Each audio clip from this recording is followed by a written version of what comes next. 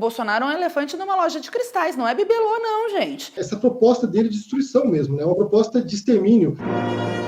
Eu já falei, vou repetir, é Bolsonaro quem manda aqui. Todos devem estar sintonizados comigo. A União Soviética foi que armou a Alemanha nazista em segredo. A arte brasileira da próxima década será heróica. Na humanidade não para de morrer. Por que as pessoas... Por quê?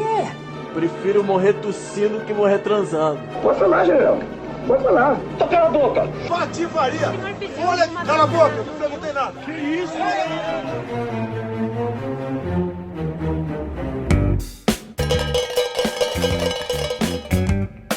Oi, gente, estamos aqui em mais um Papo de Casa e hoje o nosso convidado muito especial é o youtuber, escritor, filósofo Henri Bugalho.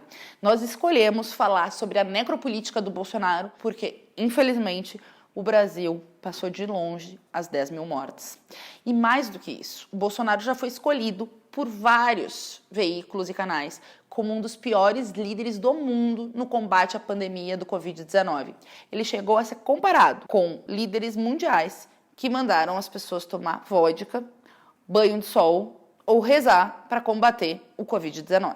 A revista The Lancet, que é uma das revistas científicas mais importantes do mundo, escolheu o Bolsonaro como o pior de todos no combate ao Covid-19 e chegou a ventilar a necessidade de afastar o presidente Bolsonaro para combater a pandemia no Brasil. Que ele tem que ser derrotado para nós, é óbvio, mas para uma revista científica, uma das mais importantes do mundo, escrever isso é porque a nossa situação está muito, mas muito grave. Hoje nós estamos recebendo uma pessoa muito especial, né, que eu me aproximei muito nos últimos dias, embora eu já acompanhasse o canal dele no YouTube, que é o Henri Bugalho, que além de youtuber, é escritor, é filósofo, é tradutor, né, e enfim, está vivendo um processo lá na Espanha, mas ao mesmo tempo segue acompanhando e elaborando sobre o Brasil, então a gente se aproximou muito aí na discussão do Brasil, eu estou muito feliz de receber ele no nosso canal. Ele está lançando um livro, que eu ainda não conheço o livro inteiro, louca para comprar já para poder ler, que é Minha Especialidade é Matar, com uma foto do Bolsonaro e uma capa vermelha. Exatamente o símbolo um pouco da necropolítica. Henri, tu quer comentar um pouquinho para nós como é que tu definiria essa especialidade do Bolsonaro em matar e ao mesmo tempo ele ter sido eleito com 57 milhões de votos?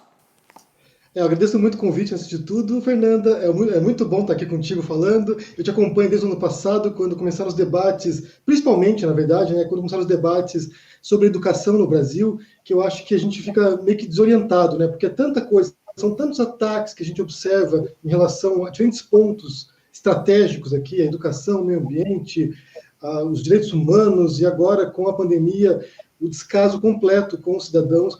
Então, são diferentes frentes, e eu comecei a te acompanhar ano passado, e assim, vocês estão dando um show lá dentro, assim, a oposição que vocês fazem, eu me identifico muito com vocês, e acompanho sempre que posso também os debates que ocorrem lá na Câmara.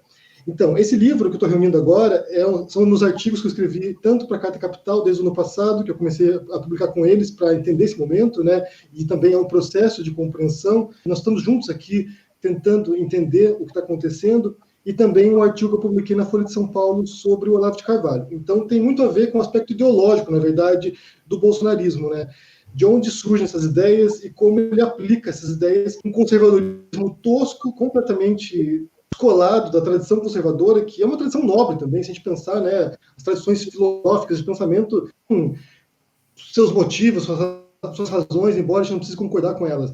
Mas o que eles fazem não tem nada a ver com conservadorismo, é uma visão totalmente distorcida da sociedade, que parte de um embate cultural, em grande medida. É um embate, o que eles pregam, né, o que eles defendem, na verdade, é que a esquerda dominou o debate público, tanto na imprensa, na cultura, na educação, durante muito tempo, mesmo durante o regime militar, e que agora o que eles querem fazer, né, é uma retomada desse espaço cultural. O que é o currículo escolar do PT? Eu venho falando desde 2010. Quando descobri o famigerado kit gay nas escolas. E sempre falei, não é apenas o kit gay, é a questão ideológica, tão ou mais grave que a corrupção em nosso Brasil. Então, essa é a parte ideológica do bolsonarismo, né, que parte, como eu disse, do Olavo de Carvalho. Então, os artigos eles vão dialogando primeiro com esse aspecto da construção dessa visão de sociedade deles e também da prática, o que ele tem feito, né, para a gente entender essa proposta dele de destruição mesmo, né, uma proposta de extermínio. A gente tem visto agora, por exemplo, o grupo dos 300 do Brasil, que é um grupo bolsonarista organizado por uma assessora lá da Maris, a Sarah Winter. Eu já falei, vou repetir, é Bolsonaro quem manda aqui. 300! E um dos lemas deles é a destruição da esquerda, o extermínio da esquerda. Então a proposta do Bolsonaro e desses bolsonaristas tem justamente por trás disso toda essa retórica de morte, de destruição, de perseguição de opositores políticos, de fuzilar a petralhada. Então é algo que é central, de fato, na mensagem que eles transmitem. Teve o processo aqui que foi o Ele Não, né, Henry? E, obviamente, eu fui parte do processo, já estava antes mesmo das Mulheres Unidas contra o Bolsonaro, já com as minhas pequenas propagandas de TV atacando pesado o Bolsonaro. E eu me lembro que teve um ato emblemático em Porto Alegre, foi a maior manifestação feminista da história do Brasil, claramente contra o Bolsonaro. E eu fiquei refletindo como defini-lo, né? Então eu pensei, agora que tu estava falando do Olavo, me lembrei disso, porque eu acho que ele é uma mistura do que tem de mais reacionário em todos os momentos na história. No confronto entre geocentrismo e heliocentrismo não existe nenhuma prova definitiva de um lado nem do outro, e você pode usar um sistema de referência como pode usar o outro. A teologia é a única ciência que tem um discurso racional do começo até o fim. Tu vê, o Ernesto Fraga Araújo e o próprio pseudo-intelectual Olavo de Carvalho parece que ficaram antes da Revolução Francesa. Tem uma ideia de que a concepção religiosa deles deve comandar o Estado. Eles ficaram antes na República Velha, porque eles querem uma dominação dos grileiros, dos desmatadores, de uma produção vinculada ao agro mais atrasado. Eles são reacionários a ponto de ter parado na ditadura civil-militar. É o governo que tem mais militares na história, né, desde que acabou a ditadura civil-militar. Eles são antes pré-68, porque eles são contra todas as liberdades democráticas que nós conquistamos, LGBT, mulheres, a luta antirracista, que é uma luta secular. Então eu acho que eles misturam um conjunto de reacionarismos, né, que obviamente teve peso na eleição, né, embora não tenha sido só. Eu digo sempre que nesse processo tem tudo isso do atraso, e tem um setor do povo que comprou gato por lebre, que achou que estava votando contra o sistema político ao eleger o Bolsonaro. E eu vejo que tu escreve muito sobre isso também. Como é que tu acha que ele conseguiu dar essa roupagem antissistema, sendo que agora, Henry, ele está botando para dentro do governo o que é de mais corrupto na política brasileira? O Roberto Jefferson está assim com o Bolsonaro, a turma lá do Centrão, mega investigada, está indicando um monte de cargos para ele ter maioria na Câmara, é o que ele está tentando para barrar processo de impeachment e para aprovar a agenda antipovo. Se gritar, pega Centrão, não fica um, meu irmão. Mas como um cara que foi deputado federal 27 anos, uma anta que não fez nada pelo Brasil, só falava barbaridades. Pela memória do coronel Carlos Alberto Brilhante Ustra! Como ele conseguiu se vender como antissistema? Eu acho que reuniu aqui uma tempestade perfeita, na verdade, né? Porque essa leitura que você fez, que também é minha leitura, você tem diferentes forças atuando lá dentro, né, do governo Bolsonaro. Você tem, por um lado, essa ala ideológica olavista, que nem sequer é pré-ditadura militar, é uma visão medieval mesmo, assim. Eles estão falando, assim, de um mundo pré-iluminismo. O que eles têm de visão é uma visão monástica, religiosa, templários, né, o Deus Vult, cruzados. É uma outra visão e que eles rejeitam completamente a Revolução Francesa, como você mencionou, é uma visão pré-iluminista, de fato. Então, é um aspecto. Depois tem outro aspecto que você tem esse fascínio pelo autoritarismo, pela ditadura, né, que você veria ali a ala militar, talvez, um certo segmento ali que apoia o Bolsonaro, o próprio Bolsonaro, que é um apologista do regime militar, então, alguém que repetidas vezes ao longo de sua trajetória política elogiou ditadura, Pinochet, Ustra, torturadores, ou seja, alguém que tem, de fato, como seu referencial político, o autoritarismo, a arbitrariedade. E depois tem um outro segmento também que é a base neopentecostal do bolsonarismo, né? As igrejas evangélicas.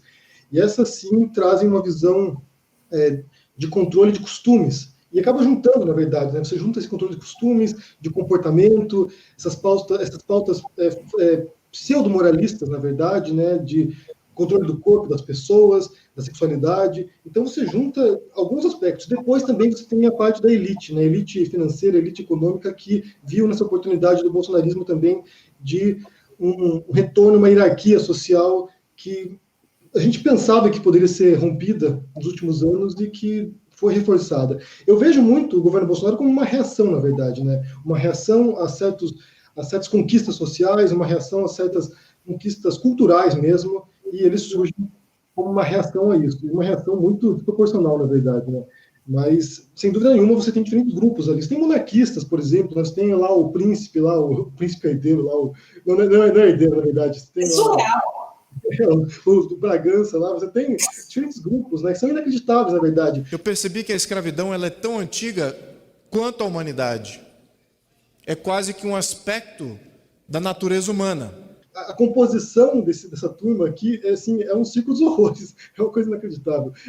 Assim, a gente ri, mas é assustador ao mesmo tempo, né? E tem um setor que foi arrastado porque, de fato, não via resposta nas instituições, né? Ao contrário, achava, né, que, bom, a política brasileira é muito podre, e eu tenho muita tranquilidade para falar sobre isso, porque eu sempre lutei contra essa política do toma lá da cá, contra o balcão de negócios. Só que a gente tem que lutar para ter mais democracia e um outro modelo político. O Bolsonaro agarrou esse sentimento antissistema para fazer um regime mais corrupto e mais autoritário. Usando a equipe de ministros que escolhi para conduzir os destinos da nação. Todos devem estar sintonizados comigo. É fato. O Bolsonaro tem relação com o que há de mais podre no crime, não só na política, mas fora dele, que é o caso das milícias no Rio de Janeiro. Ele tentou tirar o Sérgio Moro, quer dizer, o Sérgio Moro saiu agora porque ele tentou mexer lá na Polícia Federal, mas olha o que ele quer proteger: a investigação dos filhos que tinham relação, e do Flávio Bolsonaro, com financiamento das milícias.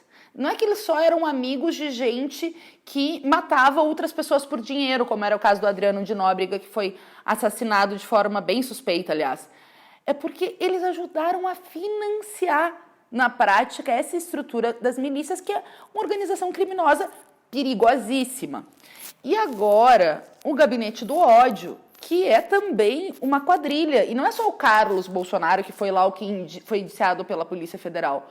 O Carlos Bolsonaro representa o clã Bolsonaro, porque essa questão das fake news, para mim, está no DNA do projeto bolsonarista. Acho que você mencionou um ponto importante também que acabou passando, que tem o lavajatismo, né? Essa questão do Moro, que de fato trouxe para o Bolsonaro uma boa parte da base dele, né? O Bolsonaro e muitos outros candidatos, na verdade, surfaram nessa onda lavajatista de combate à corrupção, que no final das contas, na verdade, era só conversa também, né? Acho que o próprio Moro também, se for pensar, o modo como ele operou, aquilo que a gente descobriu através do Intercept, da Vaza Jato, mostra como havia um fim político para isso e como, na verdade, o combate à corrupção sempre foi um pretexto para perseguição política, de fato. Assim, o que eu penso, na verdade, é que foram diferentes mecanismos postos de atividade, né? Um deles tem esse aspecto ideológico que é profundo e forte e durante muito tempo foi sendo construído na mentalidade dos brasileiros. Você tem esse aspecto da onda, né? Desse monte de pessoas que foi nisso porque ouvia falando dele. Eles não sabiam de fato o que ele dizia, o que ele representava, mas ouvia o tempo todo as pessoas falando do Bolsonaro e na hora de votar foram um movimento de onda. E se a gente olhar a história, né, o movimento fascista, por exemplo, como ele operava, né, como ele trabalhava na mente das pessoas, os nazistas, por exemplo, eles não tinham maioria dos votos quando eles chegaram, quando eles conquistaram o poder na Alemanha. Eles representavam 30% da população alemã. Só que o trabalho que eles fizeram de convencimento e de adesão política das pessoas e de silenciamento também da oposição e de perseguição de oposição canalizou um sentimento de revolta das pessoas. Isso na Alemanha nazista ou na Itália também. É o modo como o Bolsonaro opera também, é canalizando o ódio, é extraindo as pessoas, a revolta, o ódio, a indignação e levando no sentido. Então não é um trabalho por acaso, isso não é um trabalho acidental, é algo que realmente tem um projeto por trás disso. E a gente observa no modo como eles se comunicam, no modo como eles propagam suas ideias.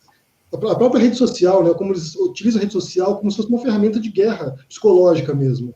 Então, perseguindo a oposição, perseguindo dissidentes, né, os traidores do movimento deles, eles têm, de fato, todo um trabalho sistemático, pessoas que compreendem muito bem isso, e se você conhecer um pouco quem está nos bastidores do trabalho do Bolsonaro, você percebe que eles têm realmente táticas, estratégias de guerra psicológica, de cyber war, né, eles chamam de guerra de informação.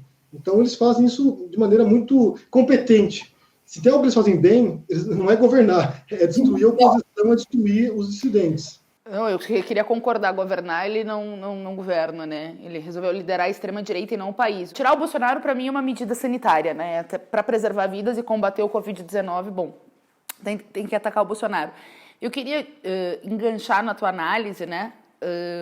Que passou tanta coisa que às vezes a gente até esquece, embora eu nunca perca a capacidade de me chocar, sabe, Henry? Eu tenho que ser sincera, assim, aqui contigo e com o pessoal que nos acompanha aí no canal.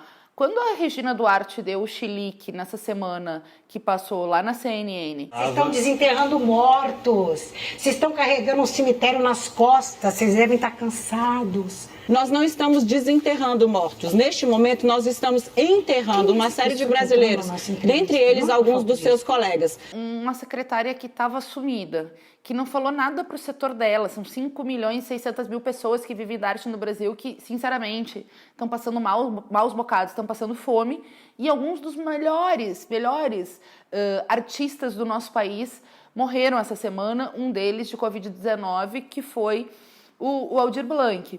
Então, e ela ficou quieta, o Bolsonaro não escreveu nada. A Damares falou que as pessoas em situação de rua não pegavam Covid porque ninguém tocava nelas. Olha que barbaridade, alguém já está vulnerabilizado, sem casa, sem comida, e a ministra dos Direitos Humanos fala isso. É direitos humanos sendo garantidos. O Brasil teve um secretário de Cultura que fez um vídeo inspirado no discurso do Goebbels. A arte brasileira da próxima década será heróica e será nacional. Ou então não será nada. A gente não pode explicar o nazismo, porque é verdade que eles tinham esses 30%, e eu concordo com todas essas táticas que tu estava falando, mas também sem a máquina de comunicação que o Goebbels criou.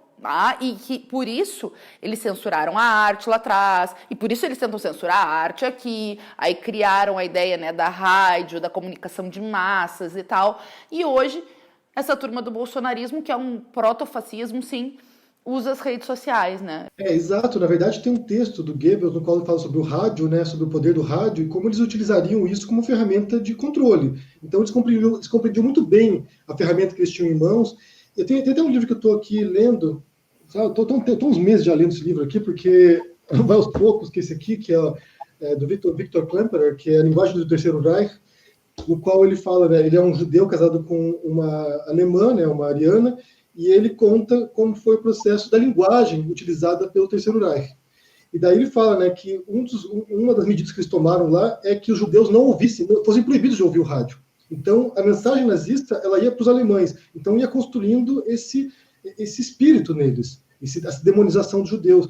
E assim, sem dúvida nenhuma, as redes sociais, elas vieram com uma revolução enorme, tanto tecnológica quanto de compreensão do mundo mesmo, né? Porque assim, o que você pode fazer agora? A gente viu isso nos processos de eleição do Trump, do Brexit e do Bolsonaro também, que é que eles chamam de micro-targeting, né? Você mandar a informação diretamente para a pessoa que você quer mandar, né? Para um grupo muito específico. Então eles vão construindo diferentes narrativas para diferentes grupos, de acordo com os interesses das pessoas, do comportamento delas e o que elas querem consumir.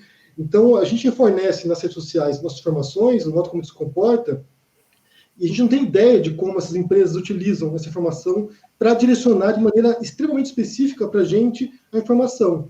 Então, por exemplo, o modo como o WhatsApp foi utilizado, o próprio Facebook, o YouTube também, que você teve canais bolsonaristas que foram extremamente influentes na eleição, que você via lá na parte dos recomendados ou nos que estavam em alta, né, os mais assistidos, você tinha dezenas de canais bolsonaristas na época da eleição. Então, eles foram utilizados de maneira bastante, posso dizer, bastante consciente nesse processo eleitoral e nesse processo de propagação da ideologia deles. Teve um artigo do New York Times sobre isso, sobre o que eles chamavam do buraco do coelho, né, a toca do coelho do YouTube, o modo como o algoritmo do YouTube ia radicalizando as pessoas.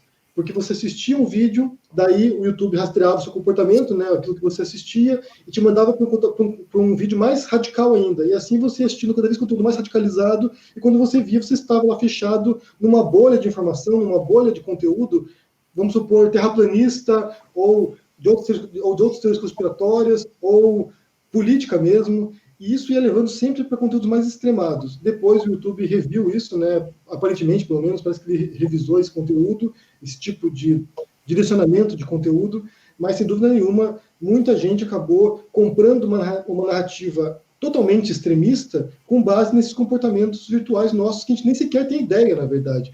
Tem um autor que fala muito sobre isso, né? Que é o Harari, que é um autor israelense, historiador, que ele fala que, hoje em dia, o YouTube, o Google, né, que é o dono do YouTube, o Facebook, nos conhece melhor do que nós mesmos. E ele conta uma história de um usuário, acho que é do Facebook, se não me engano, ele conta isso, né, no livro, se não me engano, que é no Homo Deus, que era um usuário do Facebook que começou a receber propaganda de cruzeiro gay. E ele falou assim, mas por que eu recebo esse tipo de propaganda aqui? E daí ele descobriu que ele era gay. Então, quer dizer, através do uso dele que ele fazia das redes sociais, o Facebook rastreou o comportamento dele lá e descobriu que ele era gay antes do próprio usuário. Então, assim, é realmente surpreendente. E o modo como essas pessoas utilizam as redes sociais para direcionar o conteúdo também parte desse mapeamento de nossa mente, que é algo assustador também, né? Sem dúvida. E eu queria te fazer uma última pergunta. Primeiro, duas, na verdade. Primeiro, quando é que sai o teu livro, que a gente está esperando, né, para poder ter isso compilado, todas essas narrativas, e ter mais um instrumento de análise, de elaboração aí no nosso país tão necessário. E segundo, hoje o youtuber Felipe Neto fez uma carta aberta para os youtubers e para os influencers, né? Acabou passada de pano. Influenciador que não se manifesta agora é cúmplice. Estamos oficialmente contra um regime fascista. E quem se cala perante o fascismo é fascista. Ponto final. Ele cobra dos que estão pensando em like, ao invés de se posicionar contra a marcha das trevas e do obscurantismo e do autoritarismo que é expresso no Bolsonaro. Assim como ele, tu também, né? Tem um monte de seguidor no YouTube, tem um monte de seguidor nas redes. Obviamente seria muito mais cômodo enfiar a cabeça embaixo, né, da terra e fingir que nada está acontecendo para seguir, né, dialogando com 100% da rede, né?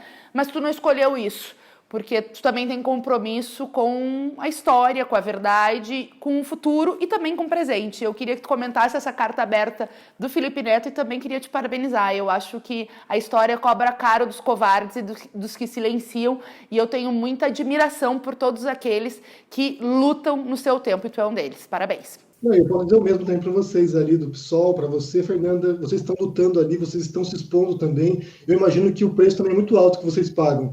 Mas obrigado. O livro, só falando sobre o livro aqui, eu acho que vai sair em uma semana, 10 dias, porque eu tenho que ainda terminar de ajustar ali alguns textos, fazer uma introdução para poder juntar também esses artigos que estavam publicados foram publicados ao longo de um ano, né? Mais de um ano, na verdade, 1 ano e meio quase. Mas a carta aberta do Felipe Neto tem algo que a gente sempre tem repetido, na verdade, né? Eu tenho falado no meu canal, outras pessoas também dizem isso, que é de você entender que, bem, tem pessoas que erraram, na verdade. A gente sabe que tem pessoas que erraram, que votaram porque muita gente votou, porque a família votou, foi pressionado. Tem gente que não sabia. Tem isso, não dá para descartar que muita gente foi levada ao erro, foi induzida ao erro. Então, de fato, tem pessoas que não são politizadas, que não compreendiam o cenário e que caíram no conto do vigário do Bolsonaro. Mas muita gente contribuiu para esse momento. Muita gente contribuiu tanto ativamente, propagando essas ideias como se fossem as melhores. Tinha gente que dizia que o Bolsonaro não era a melhor solução, era a única solução para o Brasil. Então, tem pessoas que são culpadas e que têm sangue nas mãos, sim. E outras se isentaram, sabiam do risco, compreendiam o momento e optaram por não tomar partido. No sentido do partido mesmo, não político, mas no partido de posição. Optaram por não se manifestar. Essas pessoas serão lembradas também por essa suposta isenção. Porque nesse momento, se isentar não é você ser neutro, mas é você adotar uma postura nesse sentido de morte mesmo, né? Nesse sentido de destruição. Então, a gente falou muito sobre isso, na verdade. E, para mim, me propor como oposição ao Bolsonaro não era uma questão meramente política ou ideológica, era uma questão civilizatória, acima de tudo. Porque o Bolsonaro ele representava valores que são anti-humanos. Como a gente falou no começo aqui, era de tortura, era de perseguição política, era de destruição da democracia. Então não era uma questão de esquerda ou direita, para mim. Nunca foi, na verdade. É uma questão de civilização e barbárie, no final das contas. Porque você pode ser um direitista e ter uma visão consciente da sociedade. A gente pode ter divergências programáticas, vamos dizer assim, do que a gente quer para a sociedade. Mas no caso do Bolsonaro não é apenas isso. Não é uma divergência programática, não é uma divergência de postura ideológica, mas sim uma divergência de proposta de existência. Ele quer o extermínio de grupos políticos, ele quer a perseguição da oposição. Eles têm esse termo, né, comunista, que eles usam para todo mundo, todos nós, na verdade, né, mesmo se você não for comunista, se você se propõe como oposição, você é comunista para eles, eles utilizam esse termo de maneira totalmente vaga para que eles possam demonizar todo um grupo extremamente heterogêneo, né, com diferentes posições totalmente diferentes, muitas vezes, com base nessa noção totalmente antiquada de Guerra Fria, de que você tem blocos hegemônicos políticos, uma proposta que nem sequer existe mais, a gente nem pode falar mais disso, né, assim, acho que assim, o mundo no qual ele vive não existe mais. Então, como eu disse, era uma disputa entre civilização e barbárie, essencialmente é isso, na verdade. Então eu não podia me isentar naquele momento, eu não podia me calar, porque sendo que meu canal nem era disso, meu canal era de literatura, eu falava de outras coisas, não falava de política, eu falava de literatura, de filosofia. Então, assim, quando eu vi essa figura crescendo no imaginário popular, né, no imaginário do brasileiro, na minha família inteira votou no Bolsonaro, quando eu vi isso acontecendo, não tinha como não falar sobre isso.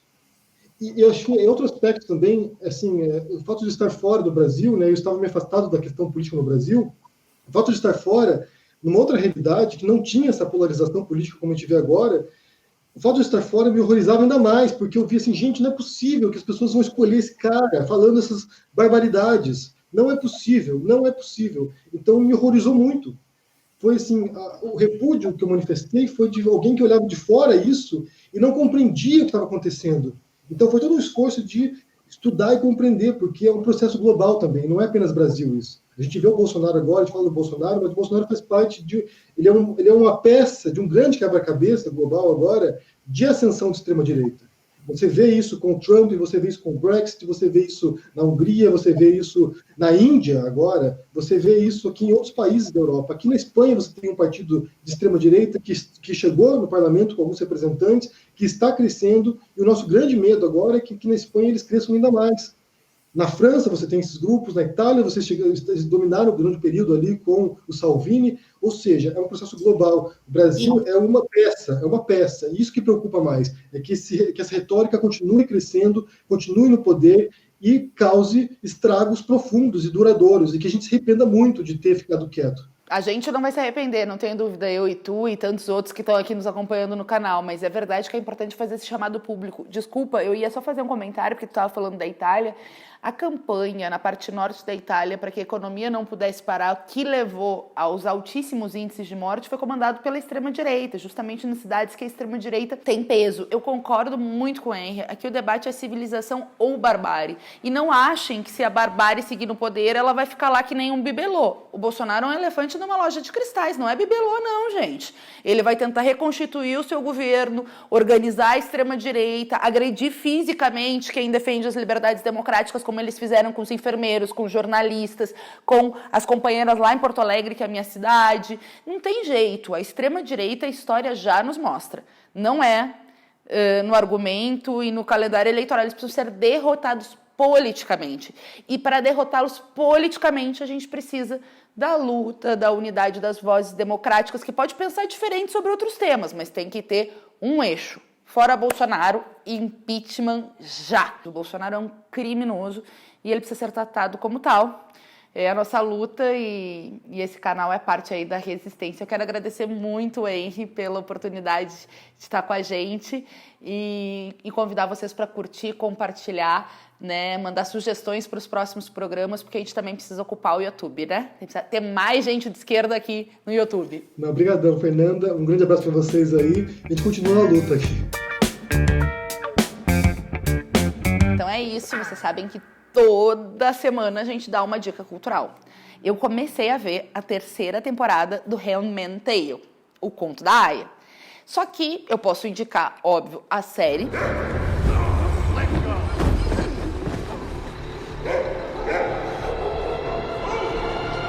mas eu prefiro indicar o livro. Eu também li o livro da Margaret Atwood, que foi quem escreveu O Conto da Aia, lá no final da década de 80, e escreveu em 2016 que as experiências mundiais, como a eleição do Trump e a extrema-direita mundial, infelizmente, parecia saído da obra dela, seria uma distopia. E por isso ela resolveu escrever o final da história do Conto da Aia. O nome do livro é O Testamento. E eu recomendo muito. Eu me grudei. Eu li em 2 dias lá em Porto Alegre, o livro está lá. Porque a rebelião das mulheres não tem ditadura que dure para sempre, não tem autoritarismo que não possa ser derrotado. E nesses momentos, a gente precisa reacender as nossas esperanças. Eles passarão, nós passarinho, como diria Mário Quintana. Beijo pra vocês, espero você semana que vem. Curte, compartilha, comenta, que a gente tem que ocupar o YouTube. Chega de youtuber de extrema direita mentindo. A esquerda também precisa estar nessa plataforma.